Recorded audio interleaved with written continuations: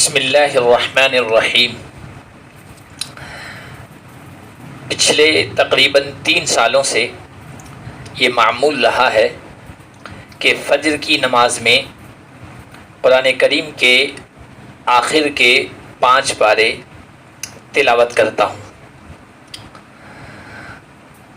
اتفاق کی بات ہے کہ آج اس ترتیب کے اعتبار سے جو صورت آئی وہ سورہ فتح تھی، انا فتحنا لک فتحا مبینا، اور کل جمعہ تھا تو جمعہ کے اندر اسی صورت کے حوالے سے، فتح کے حوالے سے ایک بڑا اہم واقعہ عالم اسلامی کے اسلام پسند اہل ایمان کے لیے بڑا مسرت بخشنے والا خوش کن واقعہ پیش آیا، اور وہ تھا تقریباً 80 دہائیوں سے میوزیم میں تبدیل کی ہوئی جامع مسجد آیا صوفیہ کی حالت بحال کرنا اور اسے دوبارہ نماز کے لیے کھولنا، اور کل پہلا جمعہ وہاں پڑھا گیا۔ اور جیسا کہ علم میں آیا کہ وزیر مذہبی امور جو خطبہ دے رہے تھے، خطبے کے دوران ان کے ہاتھ میں تلوار تھی۔ یہ وہ تلوار تھی جو سلطان محمد الفاتح کی تھی، اور اس تلوار پر بھی انا فتحنا لک فتحا مبینا کندہ لکھا ہوا ہے، اور اس تلوار سے سلطنت عثمانیہ یا خلافت عثمانیہ کی ایک تاریخ وابستہ ہے۔ کہتے ہیں کہ ان کے خطبے کے دوران یہ تلوار ہاتھ میں اٹھایا کرتے تھے، اور اس سے ملک کی سیاست سمجھ لی جاتی تھی، ملک کے حالات سمجھ لیے جاتے تھے۔ اگر بائیں ہاتھ میں تلوار اٹھائے ہوئے ہیں تو اس کا مطلب یہ ہے کہ ملک بالکل سلامتی کی حالت میں ہے، مضبوط پوزیشن میں ہے، اور اگر دائیں ہاتھ میں تلوار اٹھائے ہوئے ہوتے تھے تو یہ اس بات کی علامت اور نشانی ہوتی تھی کہ ملک جنگ کی حالت میں ہے، لڑائی کی حالت میں ہے، دشمن کا سامنا ہے۔ اور اگر دونوں ہاتھوں میں تلوار لے کر خطبے میں کھڑا ہوا جاتا تھا تو یہ اس بات کی علامت و نشانی ہوتی تھی کہ دشمن کے سامنے یہ آپشن دیا جا رہا ہے کہ یا تو سلامتی اپناؤ اور سرنڈر ہو جاؤ، صلح کر لو، یا پھر جنگ کے لیے تیار ہو جاؤ۔ بہرحال یہ مسجد میں تبدیل ہونا اور پہلا جمعہ پڑھا جانا یہ اسلام پسندوں کے لیے بہت بڑی کامیابی اور دشمنان اسلام کے لیے بہت بڑی ذلت اور رسوائی ہے۔ آیا صوفیہ کی حقیقت کیا ہے؟ آیا صوفیہ استنبول میں واقع ہے، یہ اسلام بول ہے، اس کا پرانا نام قسطنطینیہ ہے، اور اس قسطنطینیہ کی ایک پوری تاریخ رہی ہے۔ اللہ کے نبی صلی اللہ علیہ وسلم کے زمانے میں سیاسی اعتبار سے بھی، دعوتی اعتبار سے بھی، اور جغرافیائی اعتبار سے بھی اس کی مضبوط پوزیشن تھی۔ جغرافیائی اعتبار سے بعض مورخین نے لکھا ہے کہ استنبول یہ جغرافیائی اعتبار سے ایسی پوزیشن میں ہے کہ اگر پوری دنیا میں ایک حکومت ہو، ایک حکومت کے نظام کے تحت پوری دنیا چلے، اور اس کے لیے کیپٹل دارالحکومت طے کرنا ہو، تو سب سے زیادہ موزوں جگہ جو ہے وہ استنبول ہے، اس لیے کہ اس جگہ سے یورپ اور ایشیا پر پوری طرح کنٹرول کیا جا سکتا ہے۔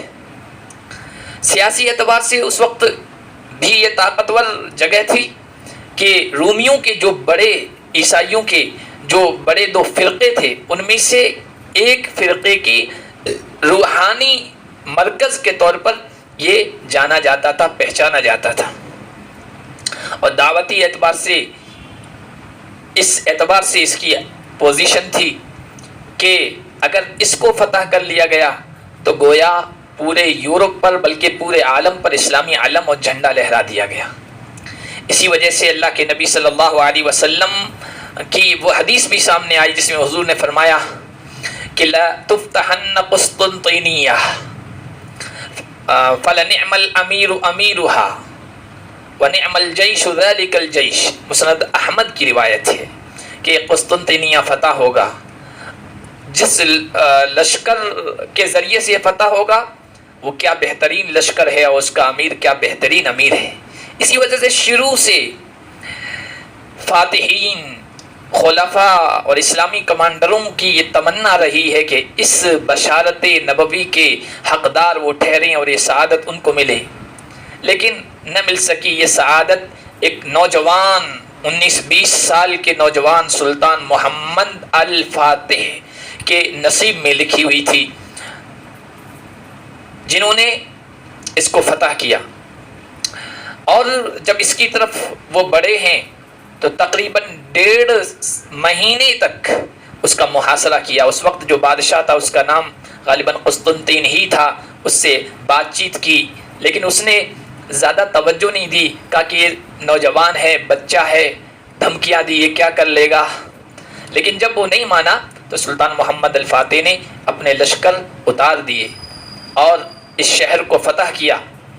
اور جب فتح کیا ہے تو اس وقت سارے عیسائی آیا صوفیہ میں آ کر ٹھہر گئے تھے، پناہ گزین ہو گئے تھے.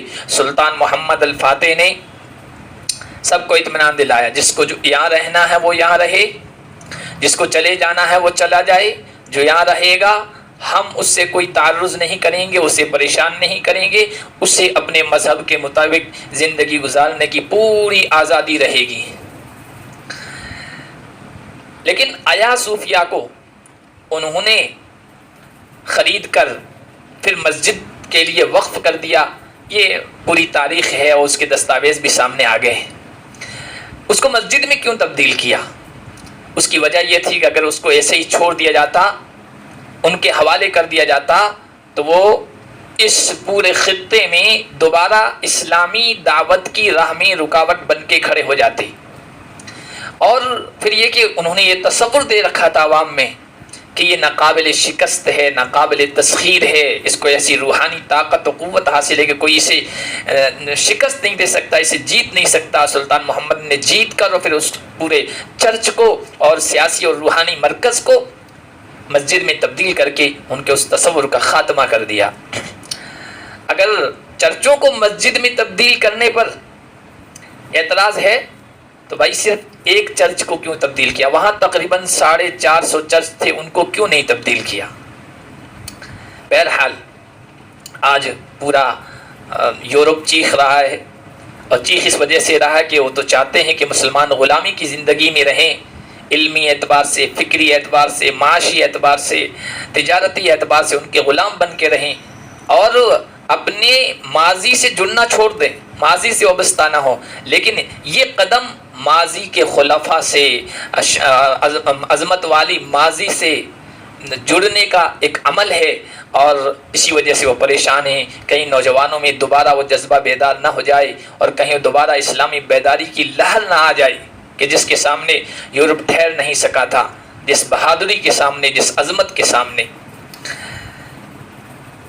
عجیب اللہ کا کرنا ہے کہ یہی وہ ترکی ہے جہاں پر مدارس ختم کر دیے گئے، مساجد بند کر دی گئی، اذانوں پر پابندی لگا دی گئی تھی، رسم الخط کو بھی تبدیل کر دیا گیا کہ تاکہ ماضی کی تاریخ سے ناآشنا رہیں نوجوان.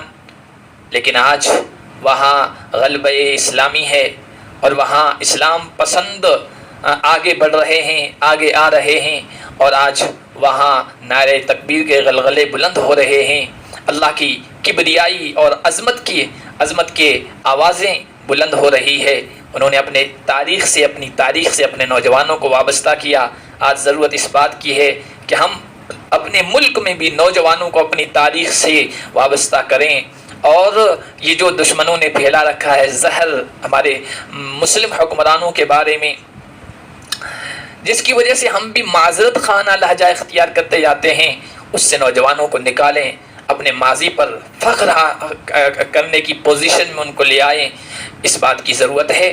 اللہ پاک ترکی کے اس اسلام پسندی کے سفر کو اور آگے تک لے جائے اور اس کو پوری ملت اسلامیہ کی امیدوں کا مرکز بنائے، ہر طرح کی رکاوٹوں کو ختم فرمائے، اور نوجوانوں کے ذہنوں میں یہ بات بیٹھے کہ نہ ہم مسجد آیا صوفیہ کو بھولے تھے، نہ ہم کسی اور مسجد کو بھولے ہیں جس کو شہید کر کے شرک کا اڈا بنا دیا گیا یا بنا دینے کا ارادہ ہے۔ ہمیں اپنی ماضی کی تاریخ سے وابستہ رہنا ہے، اور انشاءاللہ وہ وقت آئے گا کہ یہ سب شرک کے مرکز دہیں گے، اور وہاں پر اللہ کی توحید کا نعرہ بلند ہوگا، شب گریزاں ہوگی آخر جلوہ خورشید سے، یہ چمن معمور ہوگا نغمہ توحید سے۔